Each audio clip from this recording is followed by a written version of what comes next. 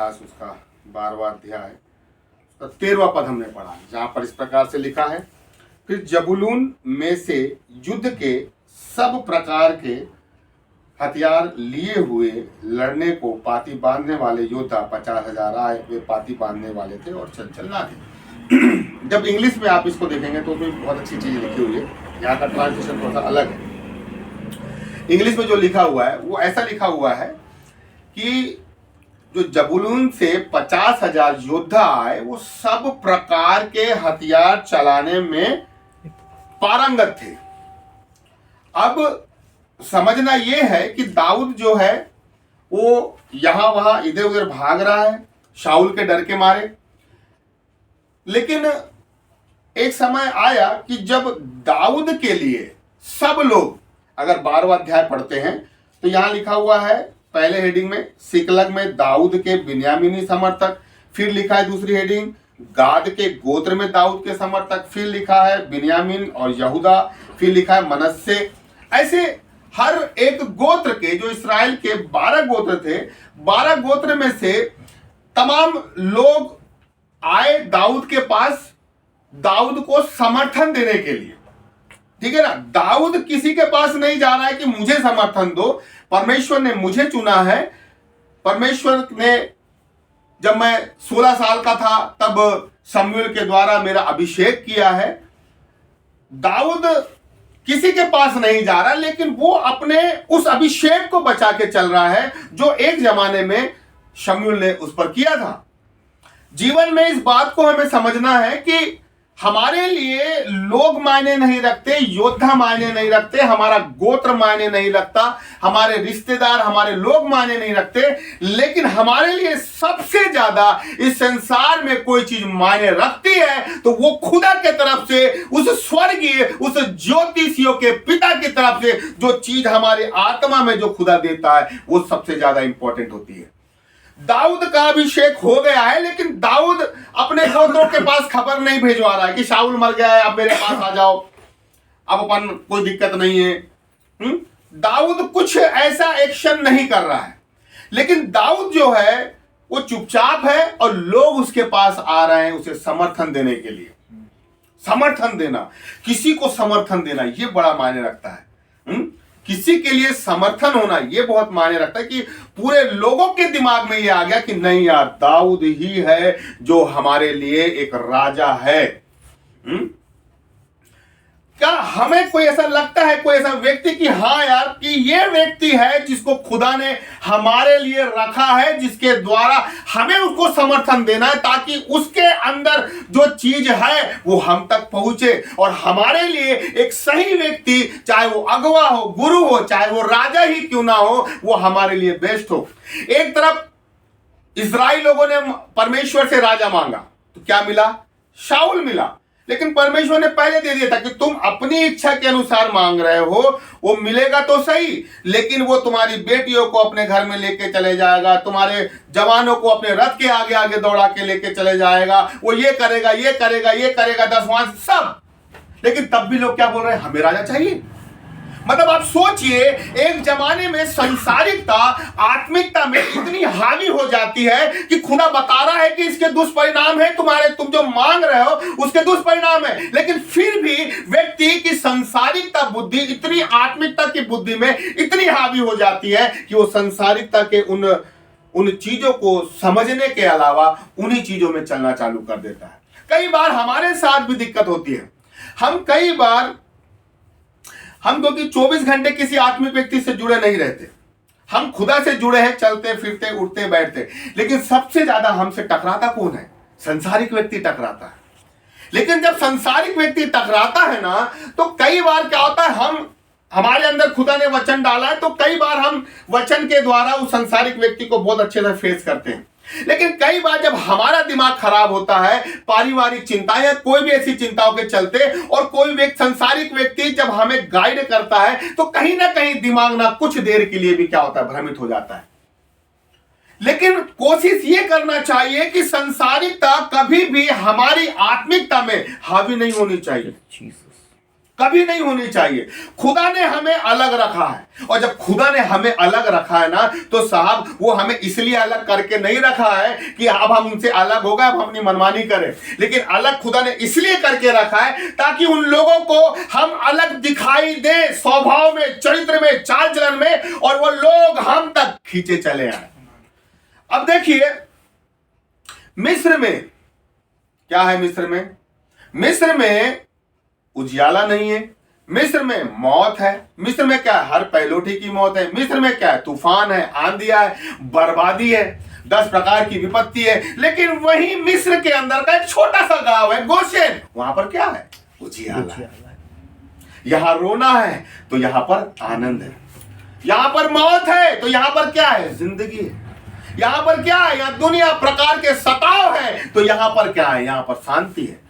अब आप कल्पना करें, यही चीज है कि खुदा उस मिस्र में से, उसी मिस्र के पूरे अंदर में से, मिस्र के अंदर ही एक छोटा सा गांव है गोशेन, मिस्र के अंदर है, मिस्र के बाहर नहीं है, लेकिन खुदा बता रहा है मिस्र से अलग किया हुआ है क्योंकि मेरे लोग हैं। वैसे ही यही चीज हमें बता रहा, हम संसार में हैं पर संसार के नहीं हैं। हम संसार के अंदर रहेंगे लेकिन संसार जैसे हम दिखाई नहीं देंगे, हमें संसार से हटकर दिखाई देना है। लेकिन क्यों, कब हम वो हट के दिखाई देंगे, उसके लिए एक बहुत अच्छी चीज जो प्रभु ने मेरे मन में डाला, हम हटकर कब दिखाई देंगे, मालूम कब, पहला इतिहास जो लिखा है 12वां का 33, वे पाती बांधने वाले थे और क्या थे, चंचल नहीं थे। 50,000 बेहतरीन योद्धा, अगर आप पढ़ेंगे बाइबल तो लिखा हुआ है हर प्रकार के हथियार चलाने वाले। ये नहीं था, स्पेसिफिक नहीं था कि वो तलवार चलाने वाले, तलवार में बेस्ट है, भाला में फीके हैं। बाइबल ये कहती है वो तलवार, भाला, जितने भी आप हथियार देखते हैं, जानते हैं उस जमाने के, चाहे गोफन चलाने वाले हो, चाहे किसी भी प्रकार के हथियार हो, उसमें से 50,000 योद्धा कैसे थे, बेस्ट थे।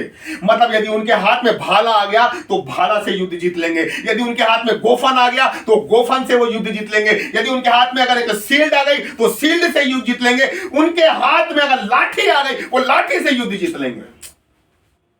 वैसे खुदा हमें बनाना मांगता है, मल्टी टैलेंटेड बनाना मांगता है, मल्टीपर्पज बनाना चाहता है खुदा हमको, कि हमारे हाथ में जो आ जाए ना हम उससे युद्ध जीत ले। लेकिन उस योद्धा की सबसे खासियत यह थी कि वो क्या थे, चंचल नहीं।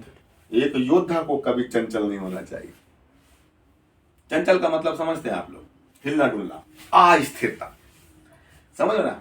आज पूरे ब्रह्मांड में एक अच्छा योद्धा निकल के क्यों नहीं आ पा रहा है, क्योंकि वो चंचल कहीं ना कहीं हो जाते हैं, भटक जाते। चंचल मतलब हिलना डुलना। अब हिलना डुलने के ऊपर से कुछ याद आ रहा है? अगर आप इतिहास की किताब पढ़े, राजा की किताब पढ़े, न्यायियों की किताब पढ़े, तो अय्यूब की किताब पढ़े, तो वहां परमेश्वर क्या बोलता है शैतान को, तू डोलता डालता कहां से चला आ रहा है। और अगर आप वो रेफरेंस भूल रहा हूं मैं, वहां पर वो एक बड़ा अच्छा एग्जांपल है कि किसी वृक्ष ने किसी वृक्ष के बोला कि तू हमारे ऊपर राजा बन, तो बोलता मैं अपनी चिकनाहट छोड़ के, मैं अपना रस छोड़ के, मैं क्यों तेरे पीछे डोलता डालता जाऊं। मतलब चंचलता का मतलब यह कि हिलना डुलना। हिलना डुलना का मतलब यह है कि हवा का एक झोंका आया, तूफान आया, आंधी आई, और मैं जो परमेश्वर के साथ था मैं संसार में आ गया। फिर हवा का एक झोंका आ गया, संसार के साथ उठ के मैं रिश्तेदारों में आ गया। फिर एक झोंका आया, संसार के साथ उठ के मैं कलीसिया वालों के साथ आया। फिर एक झोंका आया, मैं उठ के आके अपने किन्हीं रिश्तेदारों के साथ, किसी समाज वालों के साथ हो गया। अगर हम हवा के झोंके के हिसाब से लोगों के पास अगर मुड़ते जाएंगे ना, हम कभी पनप नहीं सकते।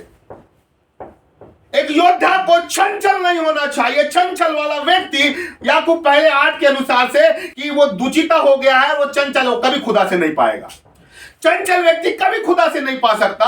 लेकिन चंचल का विपरीत जो होता है वो होता है विश्वास, स्थिरता। यदि हम खुदा के पास स्थिर रहेंगे, तूफानों में, समस्याओं में, अपने रिश्तेदारों के भी उन नौटंकियों में, गड़बड़ियों में, आंधियों में, जादू में, टोना में, दुखों में, परेशानियों में, यदि हम खुदा के पास एक बीज के समान उसकी मिट्टी में अगर हम डाले गए हैं, हम पड़े रहेंगे, पड़े रहेंगे, पड़े रहेंगे। लेकिन एक समय आएगा कि खुदा हमें वहां पर आएगा। एक समय आएगा जब बीज जमीन में जाता है लोगों को दिखता नहीं, ऐसा लगता है ये तो कुछ नहीं है, खत्म है कहानी इन लोगों की, इनके घर की कहानी खत्म है, इनके विश्वास की कहानी खत्म है। लेकिन उन्हें नहीं मालूम कि वो बीज वहां पर स्थिर है। बीज भी मिट्टी में क्या होता है, स्थिर होता है, और एक समय के बाद वो बीज क्या होता है, पनपना चालू कर देता है।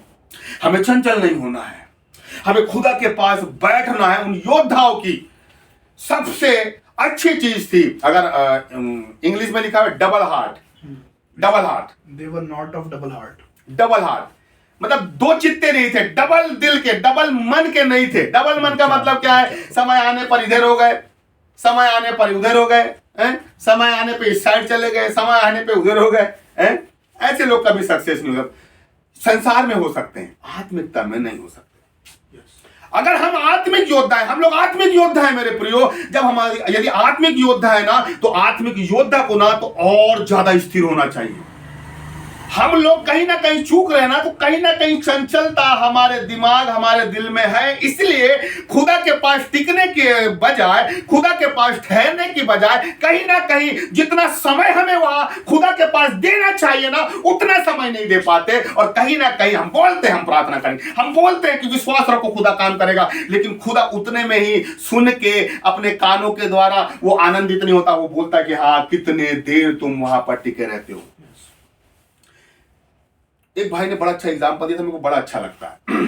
एक गमले में एक पौधा था, उस पौधा वहां गाड़ा था, उसने उस पौधे को उखाड़ा, फिर दूसरे गमले में लगाया। 2 घंटे बाद या 2 दिन के बाद फिर उस पौधे को उखाड़ा, फिर एक गमले में डाला। क्या वो पौधा पनपेगा? नहीं पनप सकता। क्यों? क्योंकि वो चलायमान हो रहा है।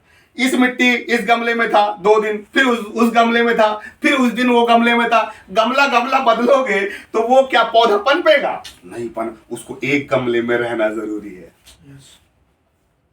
हमें समझ में आना चाहिए कि खुदा ने किस गमले में हमें रखा है, किस मिट्टी में हमें रखा है। अगर हम सोचे ना तो गमले बदलते रहेंगे, गमले जरूर बदलेंगे, लेकिन आप नहीं बदल सकते। खुदा आशीषित नहीं कर सकते। एक गमले में रहे, एक गमले में रहे। मुझे मालूम है कि अगर दाऊद वहां भी था, हाजिरा वहां भी थी, जंगल में थी, वहां से पुकारा खुदा ने चुना है, वहां से खुदा ने काम किया है। अगर आप किसी गमले में ईमानदार हैं, खुदा उस गमले में ना सबसे ज्यादा आशीष देगा।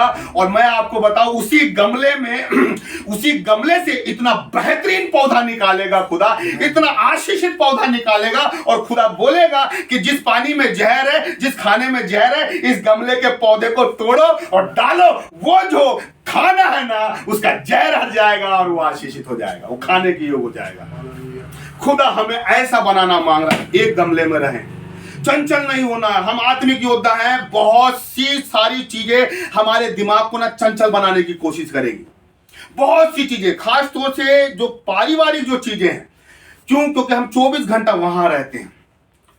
किसी के भी घर की ऑफिस तो वो तो हम टाइम पास कर देते हैं, घुमा देते हैं किसी को भी। लेकिन जब बात आती है घर की, कि माँ को रिस्पॉन्स देना है, बाप को रिस्पॉन्स देना है, बहन को रिस्पॉन्स देना है, रिश्तेदारों को रिस्पॉन्स देना है, हर एक चीज जो है, हर एक, तो हम उसमें ये नहीं कर सकते कि किसी को कम दे रहे हैं, किसी को सुन रहे हैं, किसी की नहीं सुन रहे। घर में ये नहीं कर सकते क्योंकि हम वचन से बंधे हैं। वहां आपको अपना दिमाग लगाना पड़ेगा। वहां आप ये सोचो कि यार इधर कुछ बोल दो, उधर कुछ बोल दो, नहीं। सबसे बड़ा युद्ध जो यीशु मसीह ने जीता, वो सबसे पहले अपना घर का युद्ध जीता। तो आप सोचें कि यीशु ने युद्ध कैसे जीता होगा यार, कितनी बड़ी बात है। वैसे ही हमें भी ना घर में, खास तौर से पारिवारिक जवाबदारियों के बीच, हमें समझना एक आत्मिक योद्धा को कि वो चंचल नहीं होना है। इधर से एक विचार आएगा, हम इस विचार पे मनन करेंगे, अच्छा ठीक है। फिर कुछ देर बाद घर के किसी दूसरे व्यक्ति का विचार आएगा, हम उस पर मनन करेंगे। फिर तीसरे व्यक्ति का आएगा, हम विचार करेंगे। फिर, और कई बार क्या होता है किसी एक ही व्यक्ति के विचार, घर के किसी एक ही सदस्य का विचार जब बार बार घर में आता है तो हम मान लेते हैं कि हाँ ये जो बोल रहा है सही बोल रहा है, और किसी हम बड़े लोगों का हम सलाह मशवरा नहीं करते। हम क्या हो गए? चंचल हो गए। अब हम स्थिर नहीं हैं। क्योंकि मेरा रुझान इनके लिए जैसा पहले था, लेकिन इस व्यक्ति के बार बार बोलने के द्वारा मेरा मन क्या हो गया? चंचल हो गया। हमें चंचल नहीं होना है, इसलिए समझना है कि कैसे खुदा के पास रहकर हमें अपनी चंचलता को हमारे आत्मिक जीवन पे हावी नहीं होने देना है। कोई कुछ भी बोलता है सुनना है, लेकिन खुदा के पास हमें बने रहना कि खुदा तू बता, यहां से ये आवाज आ रही है, यहां से आवाज आ रही है, क्या करना है मुझे।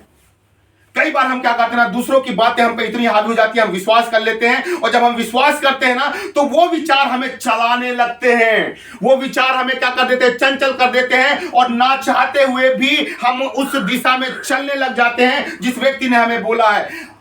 शैतान ने ये नहीं बोला कि जाके फल खा ले, लेकिन शैतान ने उसके मन को क्या किया, उसके मन में वो चीज डाल दिया, और उसके पांव क्या हुआ, उस पेड़ की तरफ खुद ही चलने लगे। यही होता है, लेकिन रुकना है।